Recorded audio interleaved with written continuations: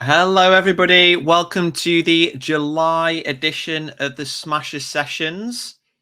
I'm just going to give you a couple of moments to start filtering in. As soon as you do start to enter the live session, let me know who's watching in the comment section so I can give you guys a shout out. And as always, guys, remember, just so I can see who's asking questions and who's joined, remember to accept StreamYard permissions. I have put the link for that in the description of this chat. But as soon as you start filtering through, let me know who you are so I can give you a shout out. We've got a really fun session planned today. I'm going to be giving you guys some good old product research tips. And of course, we'll be doing the usual Q&A as well. So you can ask me anything you like within reason, of course. Okay, so I can see Neil has joined the chat. Welcome aboard, Neil. I'm not sure if this is your first Smasher Sessions or not, but in any case, welcome. Hope you've had a good day so far, a good weekend. I can see a few more of you on, guys. Let me know who you are, just so I can see whether we've actually got any Academy members or whether it's the people in the public group. I actually thought for this month's edition, I'd let the guys in the public group see what they're missing. So this is available to everybody in the Amazon FBA Smashers group as well. We've got Musa. Welcome, my friend. We've got Joe, my man. So Joe, you're going to be getting, if I can actually click it, computer seems to have frozen. Joe's going to be getting a little shout out in a moment because she cracked the 10K Club Award, which I loved your selfie for. So, okay, and then we've got Sam. Welcome, Sam. You're also getting a nice shout out. There's a few of you that are going to be getting shout outs in this month's edition. So, yeah, and then we've also got a Mr. or Mrs. Facebook user. Don't forget to accept the Facebook StreamYard permissions so I can actually see who is watching. Jamie, welcome, Jamie. I think this is your first session as well. So thank you, everyone, for watching, joining me on a Sunday evening. I'm sure, you've probably got other things to be doing other than Amazon FBA. But yeah, so thank you for joining me. Let's just share my screen. So for those of you that haven't joined me on one of these sessions before, typically they're around an hour or so in length, and we'll basically cover news and things to be aware of, things that have happened in the Amazon FBA world over the past few weeks or months, whenever I did the last session, things that I just want to make you guys aware of. Then we'll also be doing a live tutorial. So in the Smashers Academy group, a number of you said you needed help with product research, understanding a bit more how to do it, how to go about it, because it is a topic that, or it's an area that does cause a lot of difficulty with people. And for good reason. I do understand, having done it for many, many years, that it is an absolute pain in the backside. So I've tried to break down the way that you should think of product research a bit more in this presentation. So we'll be doing that. And then we'll also be doing a live Q&A. You can ask me anything you want to do with Amazon FBA, branding, anything you like within reason, of course. I can see a few more big names. We've got Martha. Welcome, Martha. And we've got my main man, George. Welcome, George. So before we do kind of go into the tutorial, I did just want to say a huge congratulations to a number of names here. We had, in the past few months, we've had lots of new members joining the 10K or 100K club. And for those of you that aren't in the academy, that's basically a club that I inaugurate people to. That's the right word. When they hit 10K or 100K in revenues, it's a superb achievement. And over the past few weeks, we've seen Diana, Joe, Olga, Matt, Sam, George, Paul, Gaz, loads more people that have all hit 10K or 100K. And I wanted to give a special shout out to the 100K club winners because they've all sent me some lovely selfies.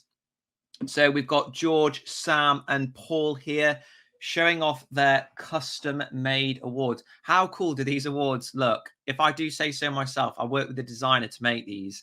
And rather than just having a small award that just looked like anything else. I thought I want to make these people feel like rock stars. So this is like one of those gold platinum style awards that rock stars and rappers get. This is the closest George will ever get to being an award-winning rapper. So you can tell from his little face there how happy he is, how happy Sam and Paul are as well. And then we've also got Gaz and Matt that also hit the 100K. So massive round of applause. If we were all together now in a room, I'm sure the room would be very, very loud with everybody clapping, because it is a superb achievement. It not only shows, a load of stamina, persistence, motivation, everything. It just shows that you've got all the skills needed to, be a successful Amazon FBA business person, entrepreneur, whatever. So for all those of you that have made it to that 100K club, honestly, massive pat on the back. I've got no doubts at all that you'll be knocking on my door for the 1 million mark award. George has literally been badgering me for the 100K award for so long, and I know that he's going to be annoying me for a million one next. So very, very well done, guys. Superb achievement. So if we now go on to news, kind of key things to know, these are just things that I've picked up on, whether it be because they're new to Amazon FBA or just certain members and students have, asked certain questions over and over. And I just feel that it's helpful for everybody to know. So for those of you that are members of the Smashers Academy, you may not be aware of this, but the entire course was revamped, rebooted, and just upgraded about 2 or 3 months ago. And I think a couple of people may have missed my numerous announcements and emails. Maybe it's gone into the spam folder or what. But for those of you that don't know this, it has been released. If you don't have access to it, which you can get by just going to smashersacademy.com and pressing login, just drop me an email. All existing members get the upgrade entirely for free. And even though I do think that the updated course is a lot better and a lot more thorough, I have had a couple of people say, oh, can I get access to the old course as well? Because I was still watching that. Yes, you can. It hasn't been deleted. It's just the domain is changed. So if for whatever reason you preferred my older style, which was me in the kitchen, I think, you can go to this website here. So write it down. It will be the same username and password. That's only available to the older students that joined prior to May. But for whatever reason, if you do want to look through those and carry on with where you were before, write that address down. That's where it all is. Okie doke. So the another thing that I wanted to raise is Amazon FBA's small and light program, which a number of people aren't familiar with. And basically, all it is Amazon will give you or charge you reduced fulfillment costs if your product is fairly small and lightweight. And they actually recently changed the criteria of what small and lightweight is. Before, it used to be something like less than 100 grams, but now it's something like less than 600 grams and can fit in like something bigger than a shoebox. So it's always worth checking. The only criteria in addition to that is that your product is charged less than £9. And that might seem like, is it really worth doing? But it is, because of the fact that the fulfillment costs are massively reduced with the small and light program. I actually enrolled a couple of my products into it, and my profit margins now are like 40% because the fulfillment costs reduced by over £1. So just have a look into it. Just type into Google small and light Amazon FBA, and you'll be able to see if your product qualifies, or if you're doing your product research, don't write off products that are actually quite small and priced about that £9 mark, because they may well be less competition and they're actually quite profitable still. That's another tip.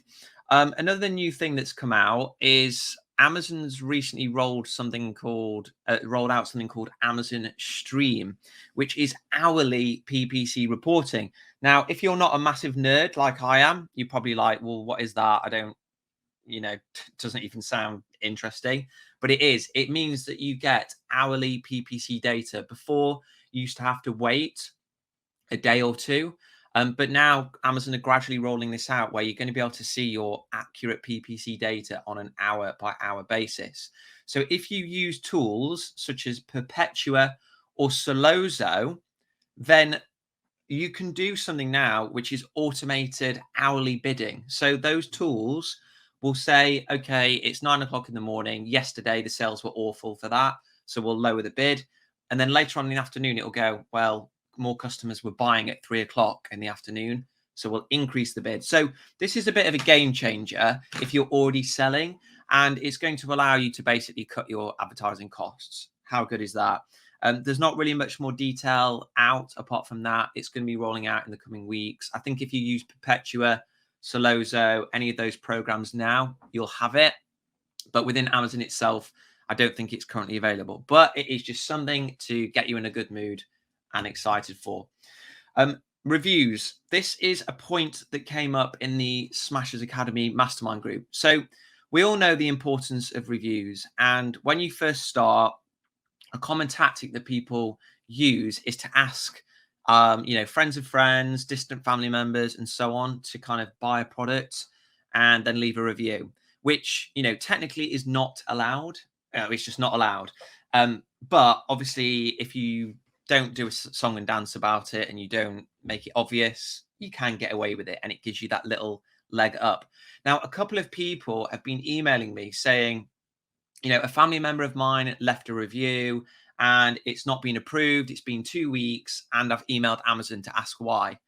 Don't do that, because even if, you're doing it entirely innocently and you think there's no way Amazon can connect me with that person, just the fact that you have said to Amazon, why is this review not appearing, is going to raise red flags, and they'll put an alert on your account and they will just basically scrutinize any reviews that you get even more so. Remember, I've sold hundreds of thousands of units. I've never once had a customer email me and say, just to let you know, I've left you a review and it's not appeared. That just very, very rarely happens. So if you are a brand new seller and you're emailing Amazon to say, where's my review? Someone's left me a review, it's not appeared. That is just going to set alarm bells ringing. So don't do it. Just be patient. If it doesn't appear after a week or two, just ask somebody else. And we also had another example where somebody in the group left a couple of reviews for another seller or another few sellers, and their account got flagged and the reviews got taken down. If that happens, move on. Find somebody else. Don't panic. Don't ask Amazon to reinstate it. Just, there are tons of people out there that are willing to help you.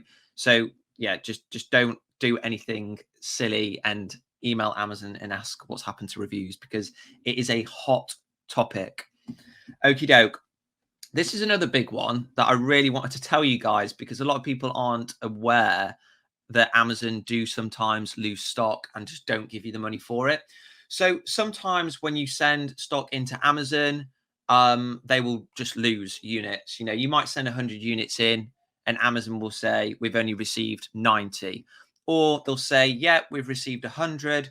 And then a week or so later, they'll do a reconciliation on your account and say, nah, we've only got 98. And most people don't pick up on this.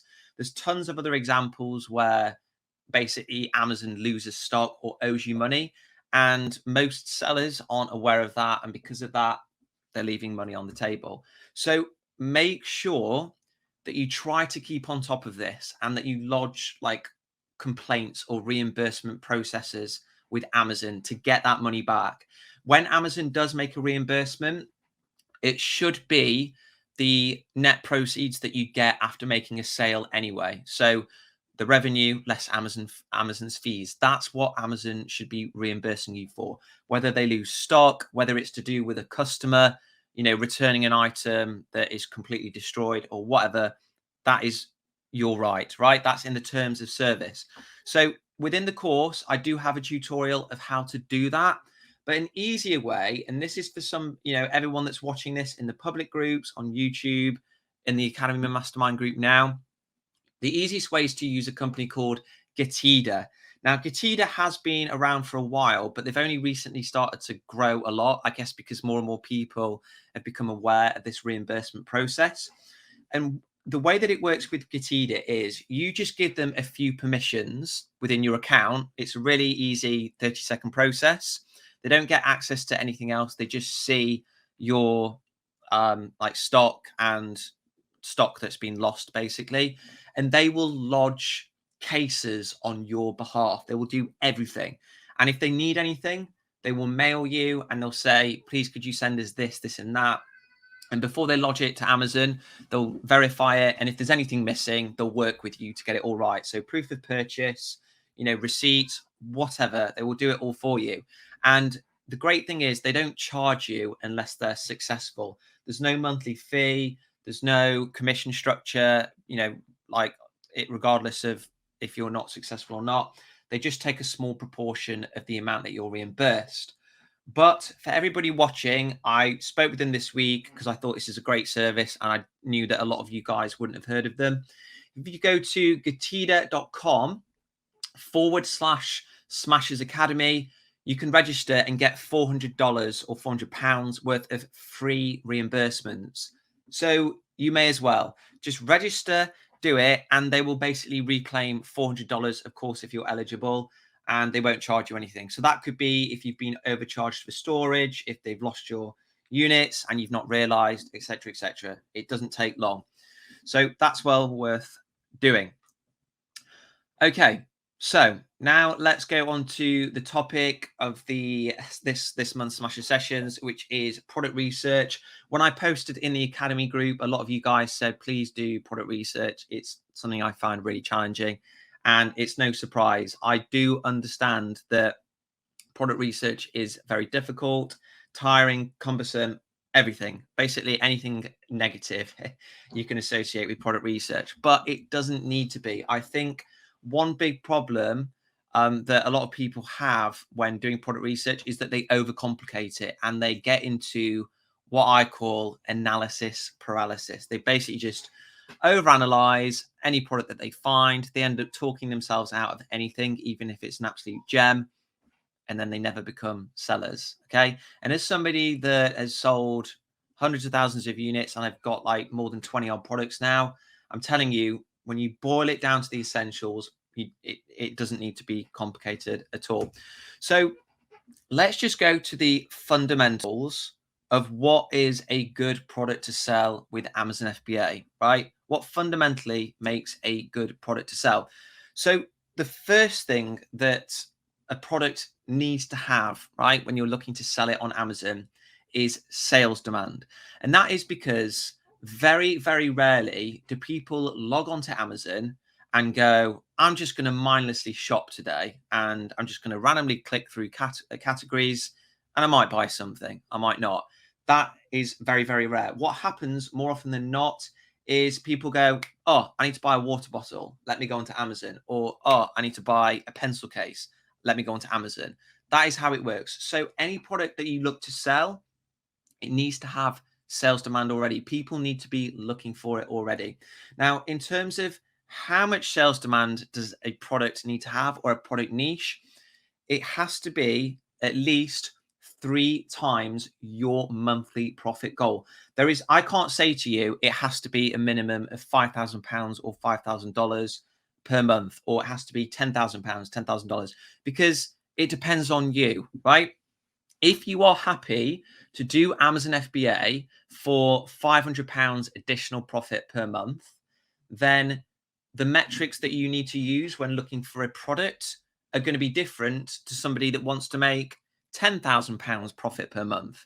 Okay. So the general rule is any product niche that you find, sellers need to be making at least 3 times your monthly profit goal. So if you want to make £1,000 profit per month, you need to be seeing sellers making 1,000 times 3, £3,000 revenues per month, right? When you run Helium 10. I've got discount codes for Helium 10, or you can even use my link to get it for free, where you can run a certain amount of goes per day in order to test it. But guys, this one is really essential. And the reason that it is 3 times is just because that equates to like a 30% profit margin. And that brings me on to my second point.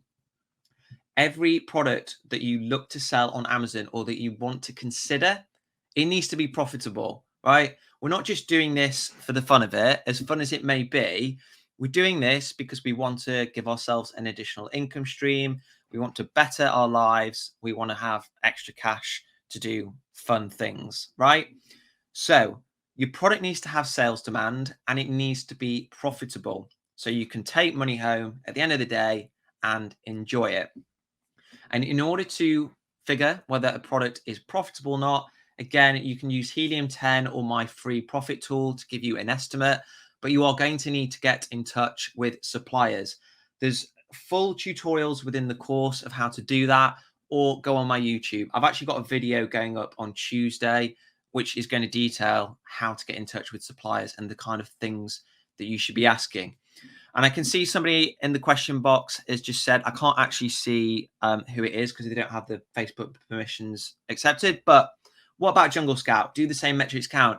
Yes, they do. They do. It doesn't matter what tool you're using. This is just like mathematics, right? And just basic demand. If a product that you find, whether it be Jungle Scout, Helium 10, whatever, if it only has £5 worth of revenues a month, it's not worthwhile selling, is it? You're going to be making £5 revenue max per month.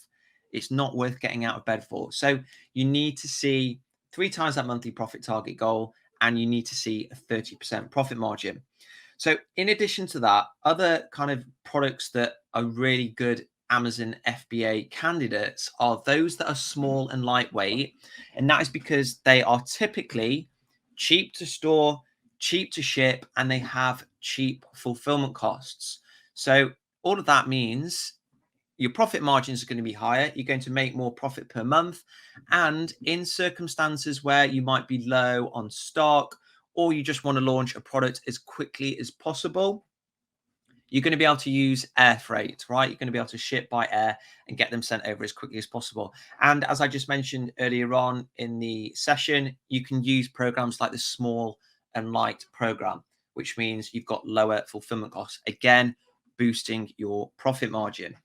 The next point of what makes a good Amazon FBA candidate, something that's not fragile or complex.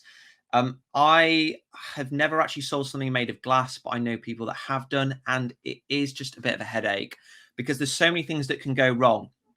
You can have the product smash on the way to the UK or Europe, US, wherever you're based, and that's going to be really disappointing. You can have the product smash when it's in the fulfillment center, or it can smash by a customer, whatever. There's just loads of kind of opportunities for something to go wrong, more so than a product that is not fragile. And what happens when things go wrong? We get refund requests, we get bad reviews, and our profit margin falls. And all in all, it's just going to mean you have headaches, and you'll think, is this really worth it? Is it worth getting all these refunds and, not making as much profit? Who knows? So that is something that I also recommend. Choose something that's not fragile. The next one is you want to be selling a product that is brandable. Now, what do I mean by brandable? Because every product you can probably stick a logo or whatever on most products, right? What I mean by brandable is it a product that a customer would actually value because of the fact that it has got a brand associated with it? So, for example, a phone, right? A mobile phone like this, the iPhone. Customers care about the fact that this phone here is branded. It is Apple, right? Because they associate Apple with high quality, being innovative, durable, etc., etc. So if you were to compare or offer, a customer a branded phone, an Apple one, or an unbranded one, there was just no branding on it whatsoever, 99 times out of 100, they would choose the branded one. Okay, so that is the type of product where branding is important. Conversely, if you were to say to somebody, I've got a sweet jar here, a candy jar, or a freezer bag, and one of them's branded and the other one isn't, realistically, the customer's not going to care. They're not going to say, oh, wow, I want that freezer bag that's got so-and-so branding on it. They're going to say, well, for that type of product, I just want the cheapest one. So you're going to have to use your own judgment here.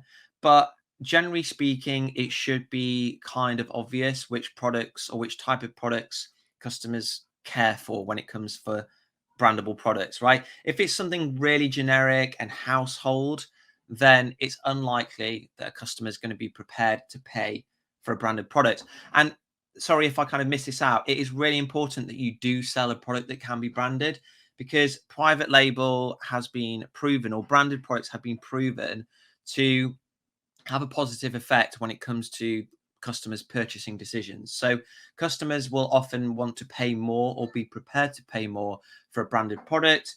They've had better reputations. They will, recommend them to friends and so on and so on. So there's just tons of benefits associated with branded products. So that is another biggie.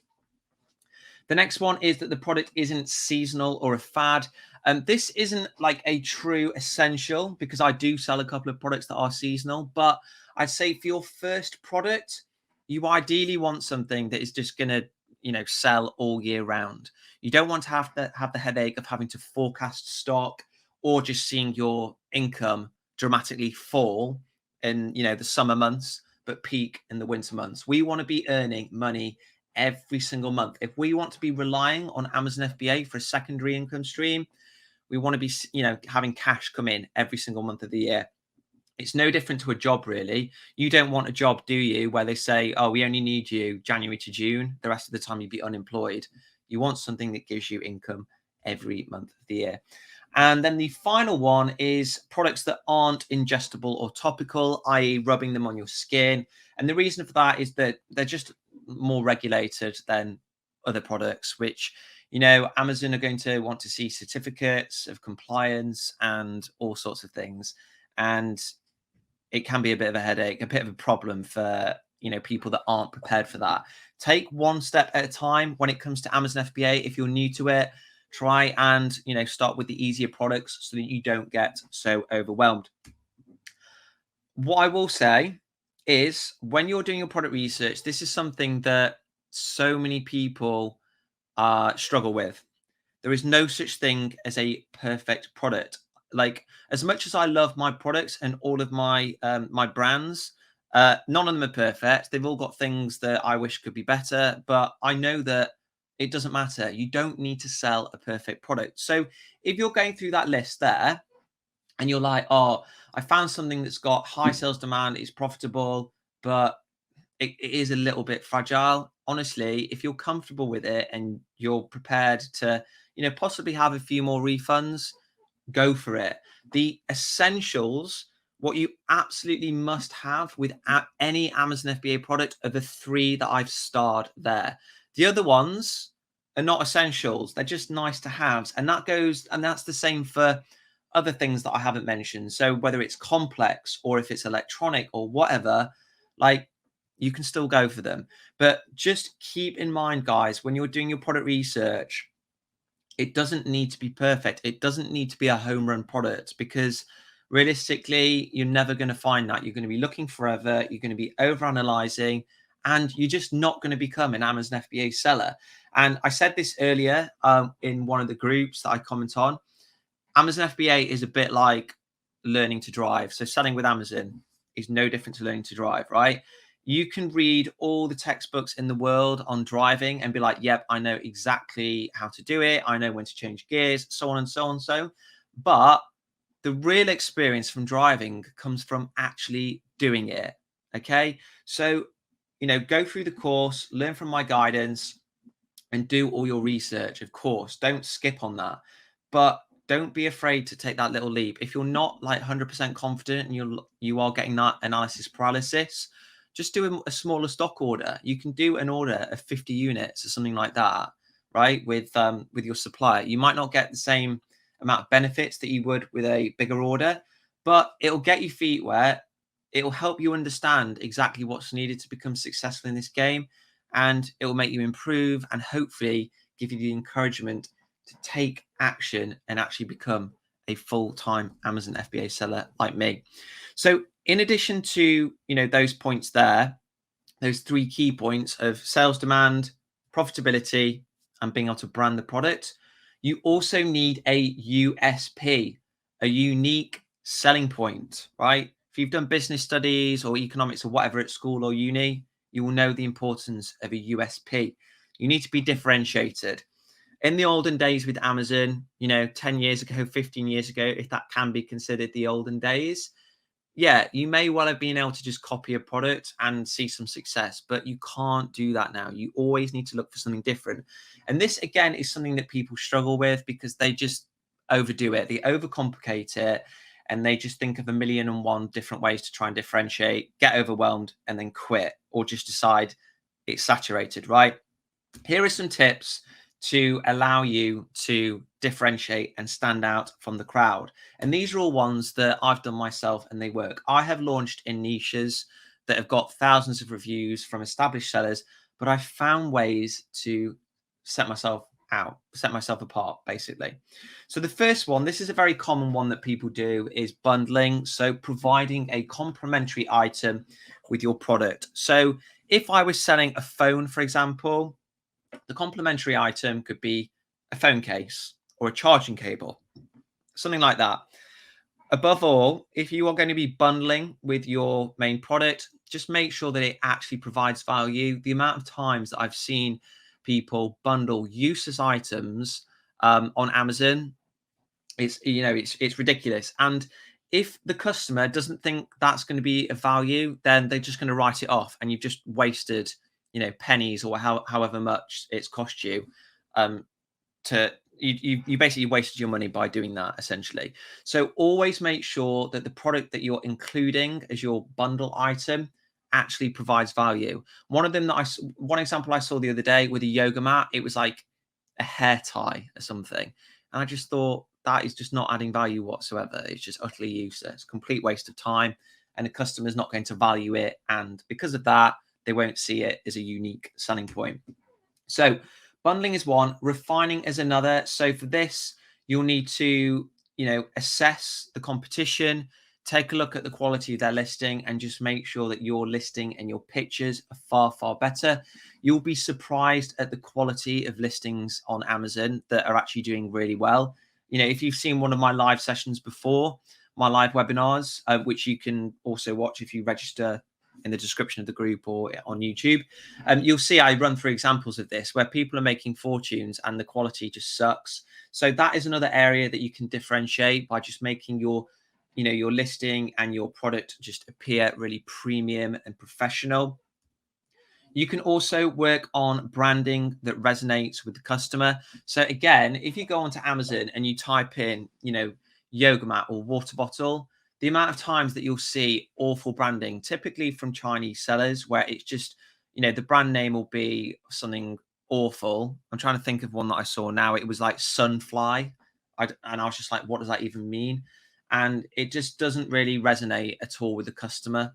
So, in my view, if you came up with a really cool brand name and you did some coherent branding with the color scheme and messaging, that's something that you can use to set yourself apart. The best example of that, if you go onto Amazon, is Chili's. Type in Chili's water bottle. They just sell standard ice vacuum insulated water bottles. It's got a cool chili on it. The branding is done really well, and because of that, they are the number one in their niche, despite the fact that other sellers are selling the same thing much cheaper and not getting anywhere near the same level of success.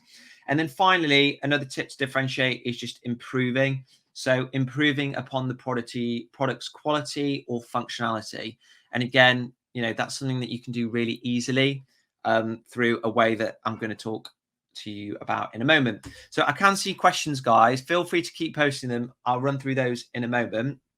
But generally speaking, when differentiating, when looking for that way to stand out from the crowd, you should try to do as many of these as possible, plus more. Just always look for as many opportunities to make your product seem amazing and just like a no-brainer when it comes to the customer wanting to purchase from you. That is exactly what I've done with all of my products. I've launched products in niches that some may deem saturated, and I've achieved success because I've made my product stand out. I've made it appear premium. I just made it, appear better than other sellers. And that's all there is to it. So when looking for ways to stand out, when it comes to differentiating, all of those ideas that we just ran through there, it essentially falls into two buckets, right? Two categories. You've got the visual bucket. So how does your product, your branding, your hero image, how does it come across? And when you look at niches like this is where you can see that there's just massive opportunities, right? I'm not saying to do this niche because there's just so much competition here. But if you look at these images, they all look the same, don't they? If you are to put yourself now into a customer's shoes, or if you have bought one of these before, How on earth do you differentiate all of these other than by price? They all look the exact same. So if you were wanting to sell in a niche such as this, or you were looking at a niche such as this, I'm not recommending this one, but just hypothetically, you would think, what can I do to stand out? First of all, I would do a hero image that looks completely different. Why is no one offering like a white massage gun or a gray one or something? Something to, bam, immediately catch the customer's eye and make them purchase. So visual is like the first bucket. Working on your branding, your hero image, your listing in general. And the second way of looking to stand out is by improving the customer experience. So that was where I was talking about earlier. So improving on the functionality or just generally the quality of the product. And a really easy way of spotting opportunities to do that is by looking through product reviews. So Helium 10 has got a review analyzer. And again, you can use that. I believe you can use that for free, or if not, just sign up using my link below in the description box or in the description of the group. You'll get 2 or 3 months at a really good discount. It will just summarize all the reviews for you, and it'll pick things up like this. So this was an example on one single listing of a massage gun. People are saying it's way too strong, it stopped working, and the battery doesn't last. You got 3 points there to improve upon your product, right? If you were to be selling a massage gun, you're going to work on the length of the battery life with the manufacturer, so you can test different manufacturers and see who's got the best battery life. You can get product inspections to make sure that they actually work, and then you can ask the manufacturer to work on the strength of the massage gun, right? Those are just really quick examples. I literally did this like 20 minutes prior to this presentation. Just think how much better you're going to be able to do than me if you spend a couple of hours on this. It doesn't need to be weeks and weeks or months and months. Just spend an afternoon instead of, watching Netflix or anything like that. Allocate a couple of hours per week to doing Amazon FBA. That is honestly the secret to success. It's just persistence. All those guys that I spoke about earlier on in the presentation, these guys here, these guys have achieved success because they've all got things in common. Those things in common are persistence, determination, refusing to give up. These guys, I know for a fact, allocated time within their weeks to doing Amazon FBA, right? And they've all achieved success. That is all you need to do. You just need to put the time in. It's not a get rich quick scheme. It's a get rich quicker scheme. They're not doing it at all, right? So that is the secret to it, guys. Just don't overcomplicate it. This session is going to be recorded, and I will also put it on my YouTube account if you do want to go through it. But just some final tips, right? I'll just put on the screen now for you to look at. Don't just focus on review count. When you're thinking, is this niche saturated? Don't just immediately look at the number of reviews, because if there is an opportunity to improve upon the product or the buying experience or product offer for the customer, you can still achieve success. You just need to look for and assess whether there is an opportunity by following those steps that I've just run through in this session, right? Look at the quality of the competition and judge for yourselves. Do you think that the competition is good? Do you think they've done a good job with the listing, with the product, with the branding, and so on? If your answer on the whole is no for a lot of those, then there could well be an opportunity, and that might not be indicated by review counts. If the customer doesn't have any other choice and they do think the product's all right, then that seller's going to get reviews, right? So don't give up. As I've said, it is a lengthy process. For my first product, it took me 6 to 8 weeks. I've got other, students in the academy where they were doing research for, 3-4 months plus, and they've achieved success. It's not a race. Take your time. This is no different to any other business model out there. Put the work in and you will get rewards. And if you are members of the Smashers Academy and you're struggling, just send me your best ideas, right? Don't send me millions and millions. Just narrow it down yourself to 2 or 3 ideas or even 1 idea. Send me your analysis and I will help critique your idea for you. Even if you think it sucks, I don't care. Send it to me and I will help you. I'll tell you the points that I like, the points that I think could be improved and how you can improve. And the reason I want you to do that is it will help you. It'll help you become more efficient at product research. It will help you understand where you're going wrong, where you're going right, and it will help you get to the point of becoming a seller much quicker than if you just sit and just worry on your own. Okay, so now that we've run through that, I'm very happy to answer any questions that you may have got. So let me know if I can leave this on the screen if you want. I'll leave some of these points on the screen here actually whilst I'm talking. But yeah, guys, if you have any questions to do with product research, whatever, Amazon FBA, just let me know in the comments. I'm going to have a quick scan through now to see if we do have anything. We've got a fair few of you on the session, so don't be afraid to ask any questions. I've got some questions about whether there's going to be a live recording. Yes, there will be. Suzanne is saying regarding bundling, once I bought an umbrella and got a pack of silicone plate cover thingies.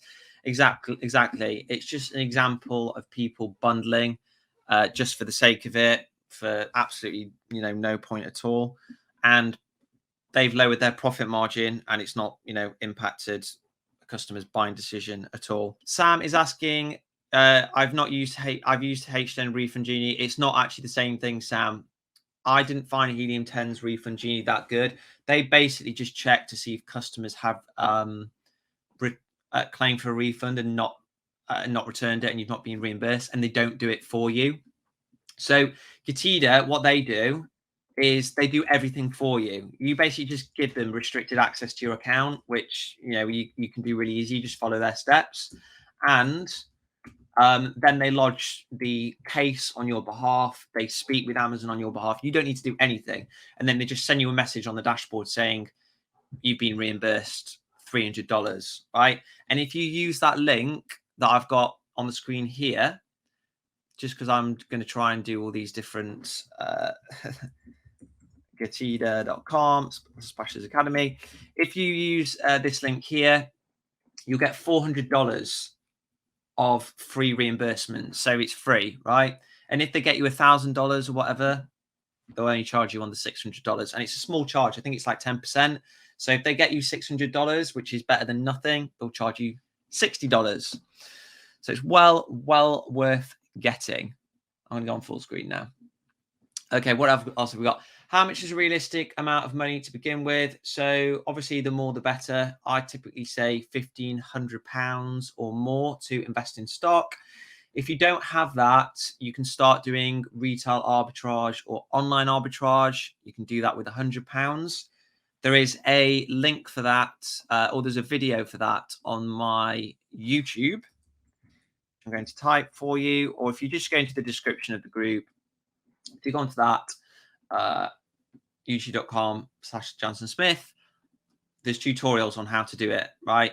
If you want to be coached and have my unlimited guidance with, how to do this, how to get to six figures or whatnot, you can join the Smashers Academy, and I will be very glad to teach you. What else have we got? So I found a brand name that I like, but someone else is using it for an entirely different product and use. Would you advise to get this checked via Fiverr? If someone else has the same brand name as you on Amazon, I would personally stay away. I don't really think it's worth the aggro. You may well get, complaints from them. I would just pick a new brand name. Honestly, there's so many different brand names out there that you can think of. If you're struggling for a name, try going on namelix.com. I'm just going to use this thing again just because I've only recently discovered it. Go on namelix.com, and this is like a brand name generator. You basically type in different words associated with the product that you want to sell or the brand that you have in mind, and it will think of cool names. And it's free, and it will even give you a logo that you can use as well, which you have to pay for, but it can give you an idea.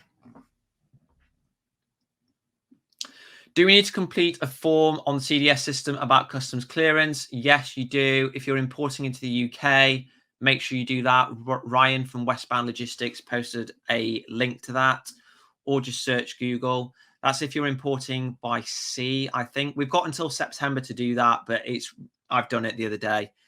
All you need is like your EORI number, which you should have, and company name, I think, and your government gateway ID, all of which you can find really easily. Okay, Martha is saying, what filters would you recommend in black box for keywords? There's no like set rule with it. The guidance that I give in the course is just that. It is guidance, right? Nothing in Amazon should be prescriptive. There's no hard rule. If you ever find somebody saying, don't sell a product that, that where the niche has more than 200 reviews, ignore them. It's all down to your personal circumstances, how much you're happy to make, and your ideas, right? If you've got something that you think is really going to set yourself apart. Generally speaking, I would say for like monthly revenues, you want to see at least £3,000, just because for me, make a product that makes, I don't know, £100 profit per month is not going to be worthwhile. So, if you're happy to make £500 a month additional profit than what you're already making, remember that 3 times rule. £500 times 3, £1,500. So you would set your minimum revenue to £1,500, right? And then on the price point, again, it's entirely up to you. Start with £10, £12, just play with the filters. But one thing I will say, Martha, about black box is don't just see it as an ending point. When you start looking at all the products, if you're like, oh, these all suck, that's it, I'm giving up on product research. That's not how you should think about it. Click into products that you think, yeah, they look like good Amazon FBA candidates, and then start doing further research from there. So once you're on the product listing, look at what reviews of that product say. Look at what reviewers of that product have also reviewed. Look at what other products that seller is selling. It's like an expansion thing. Helium 10's black box should be used as a starting point for ideas, as opposed to, yeah, these product ideas suck, that's it, I'm ending the journey. You need to keep, use it as a point that gives you lots of ideas to start from. What else have we got? Would it be worth start with a generic product to get your feet wet and then probably do private label with another product? I mean, you can do a test order with a product that you found that you intend to private label later on. Sure.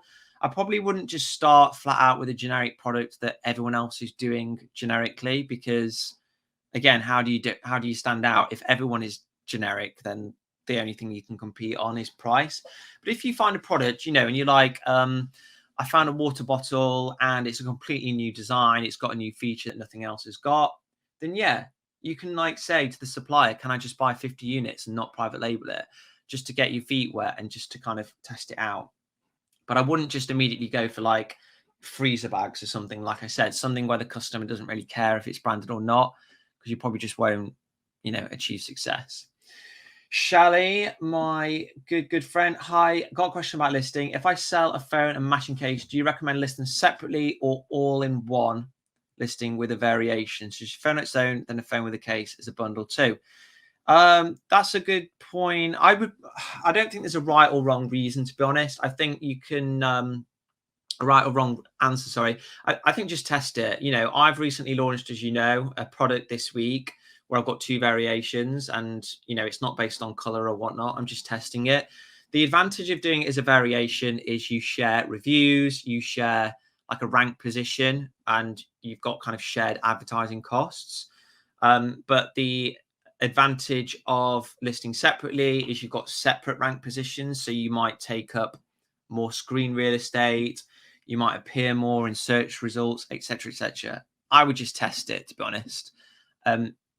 It may be worth just testing the variation option first. I've got a friend that's actually done this before, and he found that by having it as 2 separate listings, one of the listings was cannibalizing the other one, so it killed the sales of the other one. And he said he found it a lot better when he did variations, but my experience has been different. So test it, see what works. G-Man Scoop, do you use Perpetual or something similar, and is it worth signing up? I have I outsource my advertising now, so I've got a guy that does it for me. He uses Solozo. I think these tools are okay, but they're ancillary tools, I'd say, to actual doing PPC work. I previously used somebody else that just relied entirely on Perpetua. They just turned it on and then left it. And I just found that Perpetua, if you guys don't know, is like AI, like a machine learning that plays with your bids and all sorts on your behalf. I find that it just makes silly decisions and it increases bids to silly amounts. Like, you need somebody to be monitoring it as well. If you have the time and the patience to do it, then yeah, get Perpetua or Solozo. Otherwise, I would just hire somebody. Or George, you've got one product, mate. Just do it yourself. Stop being lazy. I've got, I got to like 20 products before I started outsourcing it. So yeah, George, just do it yourself, my friend. So we've got somebody that says Namelix is great. Yep, it is. I highly recommend it. Nick, after choosing a product, do you have a flow chart of the next steps, or you should follow the way the course is, or you should follow the way the course is taught to provide guidance of the way? Nick, the course itself is structured in order of what you should do. The very last module, once you complete it, there's an achievements checklist or an achievements tracker. So once you unlock that, that also goes in order as well. But the course itself is all in order of what you need to do. So once you've found a product, go to the next module. And as well as that, don't forget the Smasher School. So the Smasher School, those weekly emails that you get, look in your inbox, follow those through. That tells you week by week what to be doing. Can I use Helium 10 on my phone? They do have an app, but to get the full functionality, you're going to need to use it on your desktop. I get asked this question so much. You can't really run many businesses at all, guys, on phones alone. I mean, you can once a business is established and you've got it up and running, yeah, you can. But please treat this as a real business. This is not a get rich quick scheme where it's like, I'm not willing to invest. You need to invest in this business, right? If you don't have a laptop, get one. Get a Chromebook or something. You can get them for 100 quid. Like, I'm generating 160k per month in revenues with Amazon. I would be absolutely devastated if 4 years ago I'd said, well, I haven't got a laptop, so I'm not going to do it. Think how much I would have missed out on. Invest in the business. Don't take shortcuts.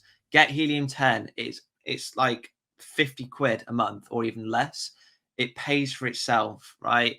So you can't use it on your phone. Don't let that put you off. Get a computer or a laptop. Go to a local library. Like, there's no excuses. Yeah, someone's answered that. Thank you. I work full time and try to do FBA 5 hours a week. Yes, it is enough, right? Believe it or not, I still have a full-time job, right? Amazon FBA is my side hustle.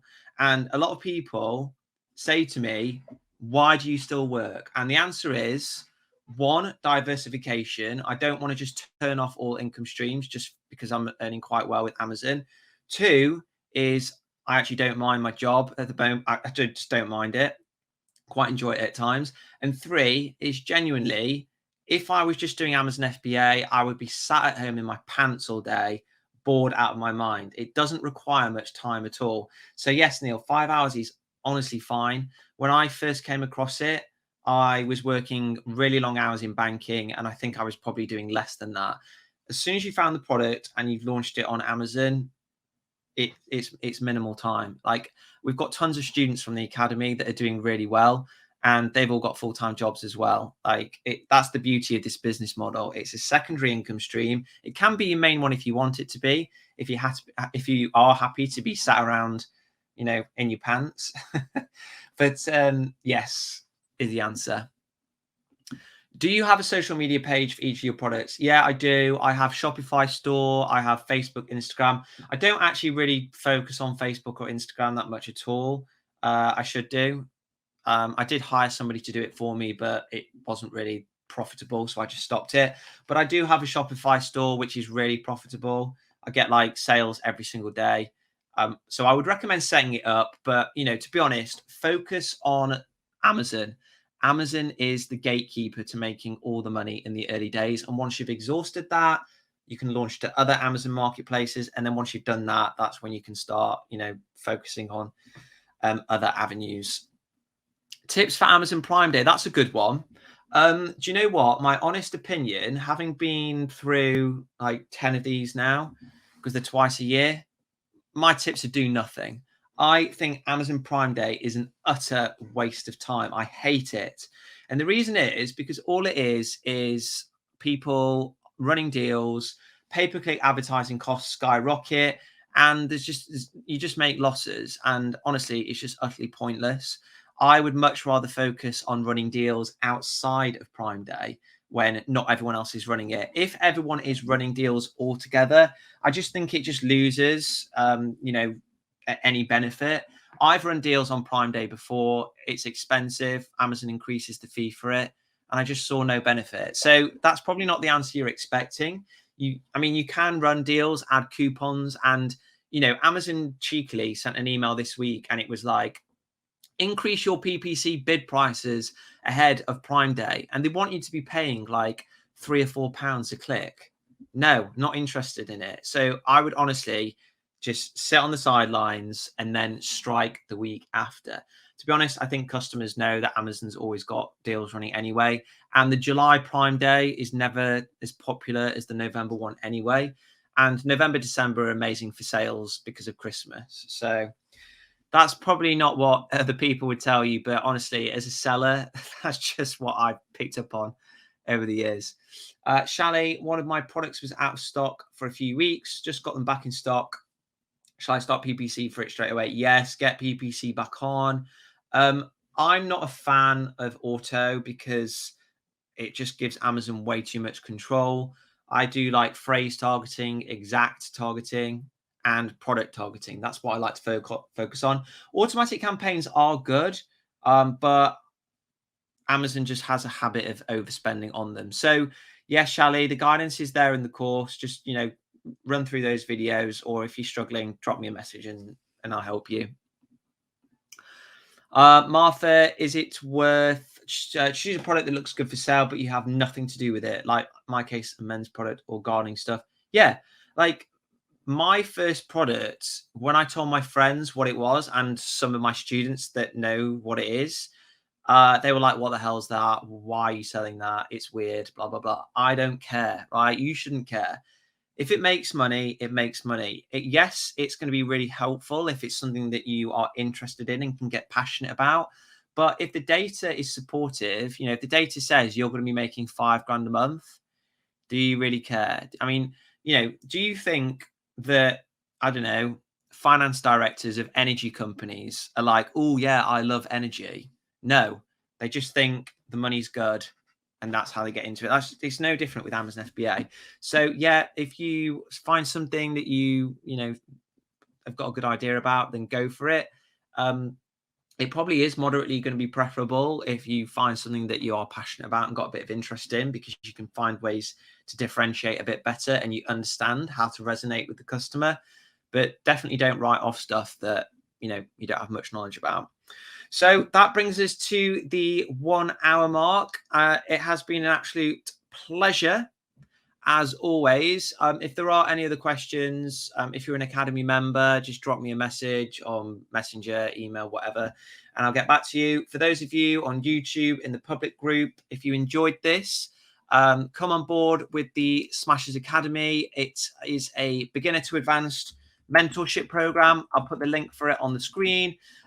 You can also join my free Amazon FBA training where I go into, Amazon FBA in a lot more detail. I'll put the link for that in the description below. But yeah, if you become a member of the Academy, guys, you get to enjoy these every single month. You also get unlimited access to my support. So you can message me, you can ask me anything you want, and I'll support you from start to finish. And tons of other benefits, Helium 10, tools that I've made myself, and of course, the video tutorials, beginner to advanced. So guys, absolute pleasure. Enjoy the rest of your Sundays. Enjoy the rest of your week. And I will see you next time.